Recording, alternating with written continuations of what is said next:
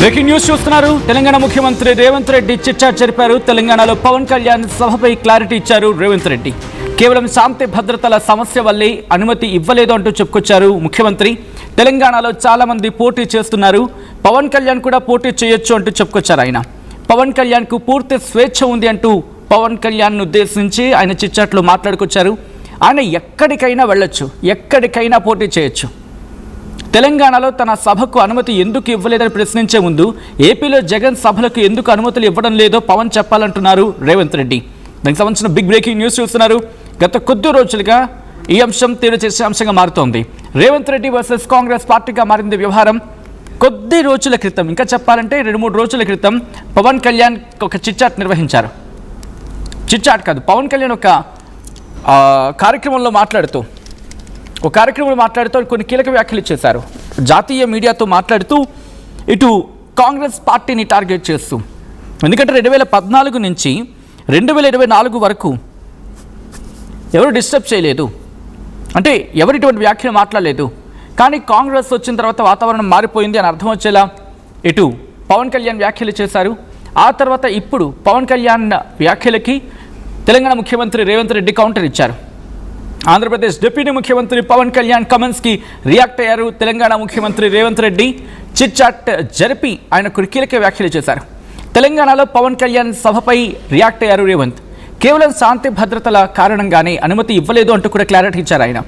తెలంగాణలో చాలామంది పోటీ చేస్తున్నారు, పవన్ కళ్యాణ్ కూడా పోటీ చేయొచ్చు, పవన్ కళ్యాణ్కు పూర్తి స్వేచ్ఛ ఉంది అంటున్నారు రేవంత్ రెడ్డి. ఆయన ఎక్కడికైనా వెళ్ళొచ్చు, ఎక్కడైనా పోటీ చేయొచ్చు. తెలంగాణలో తన సభకు అనుమతి ఎందుకు ఇవ్వలేదని చెప్పి ప్రశ్నించే ముందు ఏపీలో జగన్ సభలకు ఎందుకు అనుమతులు ఇవ్వడం లేదు పవన్ చెప్పాలి అంటున్నారు ముఖ్యమంత్రి రేవంత్ రెడ్డి.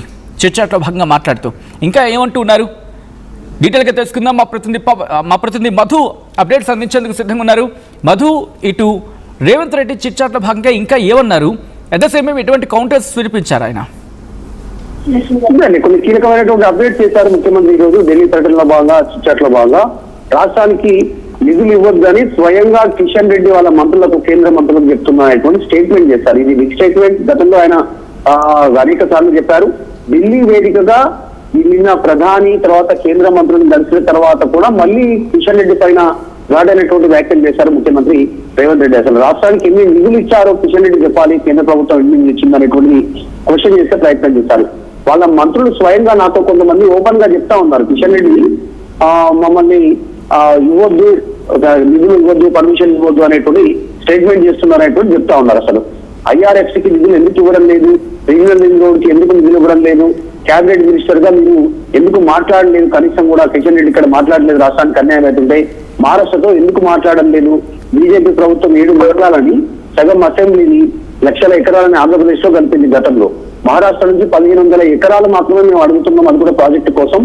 మహారాష్ట్రలో బీజేపీ సీఎం ఉన్నారు, కేంద్రంలో బీజేపీ ఉంది, అయినా ఎందుకు మాట్లాడట్లేదు? ముఖ్యంగా కిషన్ రెడ్డి రిజైన్ చేస్తే ఆయన ప్లేస్ లో కొత్త వారు వస్తారు కదా, రాష్ట్రం కోసం ఏమైనా చేస్తారు కదా అనేటువంటి ఒక కామెంట్ చేశారు. అంటే కిషన్ రెడ్డిని రాజీనామా చేయమంటున్నారు, మీ వల్ల ఉపయోగం లేదు, రాష్ట్రానికి రాజీనామా చేయండి, మీ వాళ్ళ ప్లేస్ లో కొత్త వాళ్ళు వస్తారనేటువంటి స్టేట్మెంట్ చేశారు. ఇంకా జూలైలో మహారాష్ట్ర ముఖ్యమంత్రిని కలిసి మాట్లాడుకుందామని చెప్పాను, 8 మంది ఎంపీలు ఉన్నారు, బీజేపీ నుంచి ఒకరు రెస్పాన్స్ ఇవ్వట్లేదు. తర్వాత మల్కాజ్గిరిలో బీజేపీ ఎంపీ ఈటల రాజేందర్ ఉన్నాడు, ఆయన నియోజకవర్గంలోనే మెట్రో వస్తుంది, మెట్రో వస్తే ఆయనకు కూడా మంచి పేరు వస్తుంది కదా, మరి ఎందుకు పార్టీలో ఉన్నటువంటి అంతర్గత కలహాల వల్ల సహకరించట్లేదు అభివృద్ధికి అనేటువంటి స్టేట్మెంట్ చేశారు. అసలు కేటీఆర్ ఏం చెప్తే ఢిల్లీలో కిషన్ రెడ్డి అలా చేస్తా ఉన్నారు, అందుకే ఆయనను కల్వకుంట్ల కిషన్ రావు అనేటువంటి పేరుతో నేను సంబోధిస్తా ఉన్నాను, వాళ్ళిద్దరి మధ్య అంత సఖ్యత ఉందనేటువంటి స్టేట్మెంట్ చేశారు. నన్ను ఒక్కసారైనా కలిసి రాష్ట్రానికి సంబంధించిన విషయాలపై ఎందుకు చర్చించారు కేంద్ర మంత్రులు కిషన్ రెడ్డి కానీ వీళ్ళు కానీ అటువంటి స్టేట్మెంట్ చేస్తూ రీసెంట్ గా జరుగుతున్నటువంటి పొలిటికల్ డెవలప్మెంట్ మీనాక్షి నటరాజన్ సంబంధించి నామినేషన్ తిరస్కరణ, అక్కడ బీజేపీ 3 సీట్లు గెలిచినటువంటి పరిస్థితి రాజ్యసభకు సంబంధించి మధ్యప్రదేశ్ లో, వాటిపైన కూడా క్లారిటీ ఇచ్చే ప్రయత్నం చేశారు.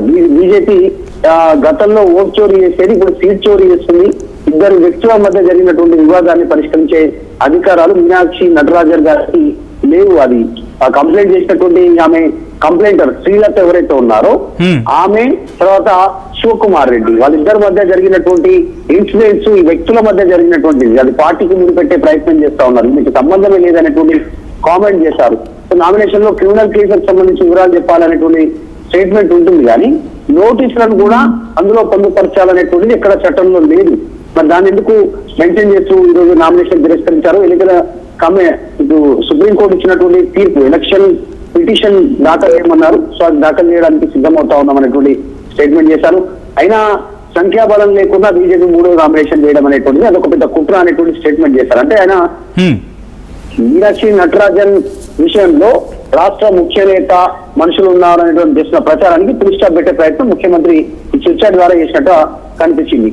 తర్వాత ఇంకొకటి సచిన్ కీలకమైనటువంటి update, recent development, Pawan Kalyan Telangana పర్యటన జూన్ 2న ఆయన తెలంగాణ నవనిర్మాణ అనేటువంటి సభ ఏర్పాట్లు చేసుకోవడం, దానికి పర్మిషన్ రద్దు చేయడము, తర్వాత ప్రెస్ మీట్ చేయడం, ప్రెస్ మీట్ కామెంట్ చేయడం, వీటన్నిటి విషయంలో. ఎందుకంటే పవన్ కళ్యాణ్ పైన సీరియస్ కామెంట్ కాంగ్రెస్ పార్టీ నాయకులు చేశారు. ఎమ్మెల్యేలు, ఎమ్మెల్సీలు, విప్పులు, మంత్రులు చాలా ఘాటైనటువంటి విమర్శలు చేశారు. పొన్నం ప్రభాకర్ ఒక అడుగు ముందుకేసి పవన్ కళ్యాణ్ వెధవ అనేటువంటి స్టేట్మెంట్ చేశారు. తర్వాత తెలంగాణలో తిరగని భూము దాడులు చేస్తామనేటువంటి స్టేట్మెంట్ చేశారు కాంగ్రెస్ పార్టీకి సంబంధించిన విప్పులు, ఎమ్మెల్యేలు, ఎమ్మెల్సీలు. ఇవన్నిటినీ ఆయన కాస్త ఘాటుగా మాట్లాడారు పవన్ కళ్యాణ్. కాబట్టి పవన్ కళ్యాణ్ ఎక్కడైనా పోటీ చేయొచ్చు, ఆయనకు పూర్తి స్వేచ్ఛ ఉంది, ఎక్కడికైనా వెళ్ళొచ్చు, ఎక్కడైనా పోటీ చేయొచ్చు. అది ఆయన వ్యక్తిగతమైనటువంటి స్టేట్మెంట్ ఈరోజు ముఖ్యమంత్రి రేవంత్ రెడ్డి పవన్ కళ్యాణ్ విషయంలో రెస్పాండ్ అయ్యారు. ఈ రోజుల తర్వాత ఆయన మాట్లాడుతూ పవన్ కళ్యాణ్ సభకు లా అండ్ ఆర్డర్ సమస్యలు మాత్రమే ఉంది, అందువల్లనే పర్మిషన్ ఇవ్వలేకపోయినాం. మేము తెలంగాణలో చాలా మంది పోటీ చేస్తున్నారు, అందులో పవన్ కళ్యాణ్ కూడా పోటీ చేయొచ్చు అనేటువంటి స్టేట్మెంట్ చేశారు. ఇక ఇది ఒక్కటే కాదు, ఇంకా కొన్ని కీలకమైనటువంటి అప్డేట్స్. హిట్లర్ నాకు ఆదర్శం అంటూ ప్రచారం చేస్తా ఉన్నారు.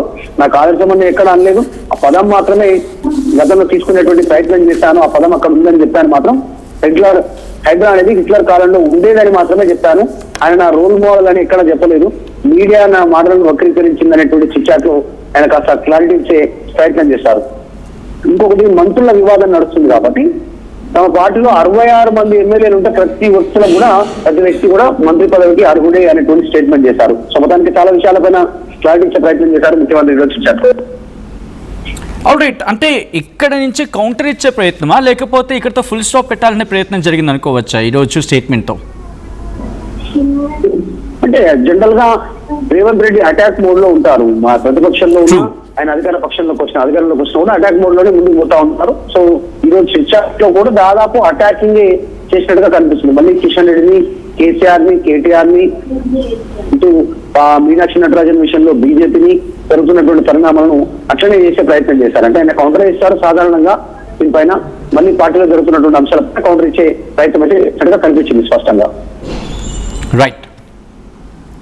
Right Madhu, thanks for the update. మొత్తంగా అయితే మాత్రం ఈరోజు ముఖ్యమంత్రి రేవంత్ రెడ్డి చిట్చాట్ జరిపారు. చిట్చాట్లో కొన్ని కీలకమైన వ్యాఖ్యలు చేశారు తెలంగాణ సీఎం రేవంత్ రెడ్డి.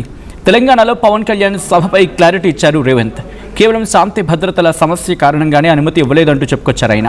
తెలంగాణలో చాలామంది పోటీ చేస్తున్నారు, పవన్ కళ్యాణ్ కూడా పోటీ చేయొచ్చు అంటున్నారు రేవంత్. పవన్ కళ్యాణ్కు పూర్తి స్వేచ్ఛ ఉంది అంటున్నారు ఆయన ఎక్కడికైనా వెళ్ళొచ్చు, ఎక్కడి నుంచి అయినా పోటీ చేయొచ్చు అంటున్నారు రేవంత్ రెడ్డి. తెలంగాణలో తన సభకు అంటే పవన్ సభకు ఎందుకు అనుమతి ఇవ్వలేదని ప్రశ్నించే ముందు ఏపీలో జగన్ సభలకు ఎందుకు అనుమతులు ఇవ్వడం లేదో పవన్ సమాధానం చెప్పాలంటూ కూడా చిట్చాట్లో భాగంగా ఆయన మాట్లాడుకొచ్చారు.